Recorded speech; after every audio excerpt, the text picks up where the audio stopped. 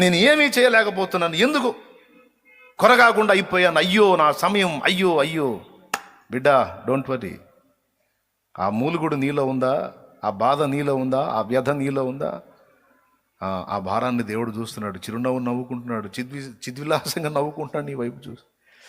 Right, ఆ భారం అలానే ఉండని, నీకు సమయం ఉంది, నేను తీసుకొస్తాను, తప్పకుండా నేను లైన్లో తీసుకెళ్తాను.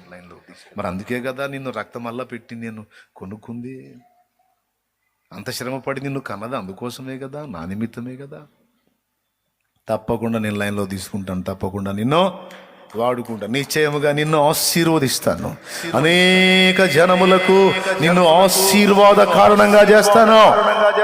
నువ్వు ఆశీర్వదించబడటం కాదు, నీ పేరు చెప్పి ఫలానా వ్యక్తులు, వారి వల్ల మేము ఆశీర్వదించబడ్డాం, ఈ ఆశీర్వాదానికి ఫస్ట్ దేవుడు కారణమైతే దేవుడు వాడుకున్న పాత్రలు వీరని నిన్ను కూడా ఆశీర్వాద కారణమని ప్రజలు చెప్పుకొనున్నట్లు నేను నిన్ను చేస్తాను అని దేవుడు మాట్లాడు. హల్లెలూయా, హల్లెలూయా. నిరాశపడాల్సిన అవసరం లేదు, కృంగిపోవాల్సిన అవసరం లేదు, దిగజారిపోవాల్సిన అవసరం లేదు, నిన్ను నువ్వు దూషించుకోవాల్సిన అవసరం లేదు, నిన్ను నువ్వు శపించుకోవాల్సిన అవసరం లేదు, నా కర్మ, నా బ్రతుకు, నా జీవితం ఇలా అని అనుకోవాల్సిన అవసరం లేదు.